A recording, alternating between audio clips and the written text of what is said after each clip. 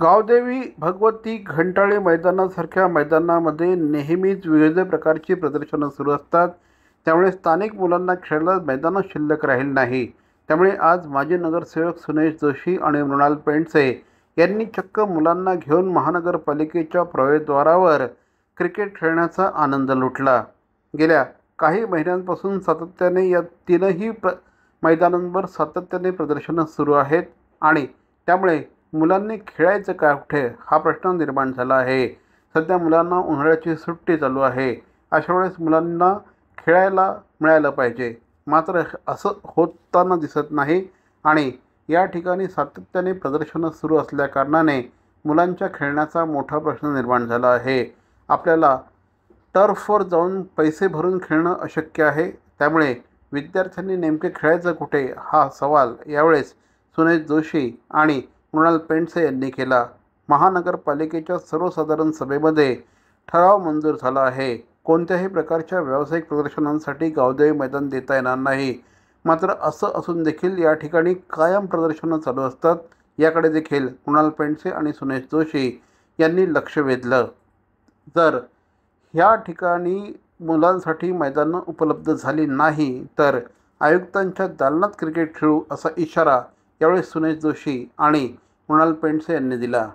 Parking बांधून ठेवलंय, Verna आमचं मैदान जसं होता महापालिकेकडून आधी देण्यात आलं होतं तसं नाहीये. आज मैदान देखील छोटं केलंय.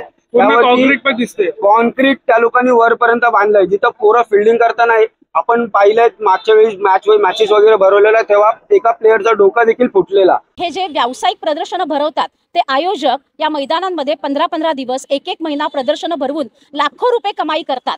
आता गावदेवी मैदान हे नुकतंच त्याचं रिनोव्हेशन झालं, करोडो रुपये तिकडे खर्च केले गेले आणि तेव्हा असं सांगण्यात आलं की हे मुलांना खेळण्यासाठी आहे. पण तुम्ही बघाल तर गावदेवी मैदान किंवा घंटाळी मैदान असेल जे माजी नगरसेवकाचे अंडर आहे, किंवा भगवती शाळेचं मैदान असेल आणि आपलं शिवाजी मैदान असेल, तिथे रेग्युलर ही व्यावसायिक प्रदर्शनं भरतात. म्हणजे स्थानिक लोकांचा आता असा प्रश्न आहे की ही मैदानं तुम्ही फक्त प्रदर्शनासाठी ठेवली आहेत का आम्हाला खेळण्यासाठी ठेवली आहेत. मुलांनी खेळायचं कुठे हा आम्हाला प्रश्न पडलेला आहे. मुलं आज सुट्टीच्या दिवसात आणि 45 दिवसाचा जो नियम काढलाय, 45 दिवस या सुट्ट्यातलेच वापरले तर उपयोग काय त्याचा. त्यामुळे कुठेतरी जो ठराव केला जातोय की या सुट्ट्यांच्या कालावधीत म्हणजे उन्हाळी सुट्टी असेल किंवा हिवाळी सुट्टी याच्यात मैदान हे फक्त मुलांना खेळण्यासाठीच उपलब्ध झालं पाहिजे, ही आमची या निमित्ताने विनंती आहे. नाहीतर आम्ही पुढचं आंदोलन आमचं तीव्र असेल आणि ते तुम्हाला दिसेलच.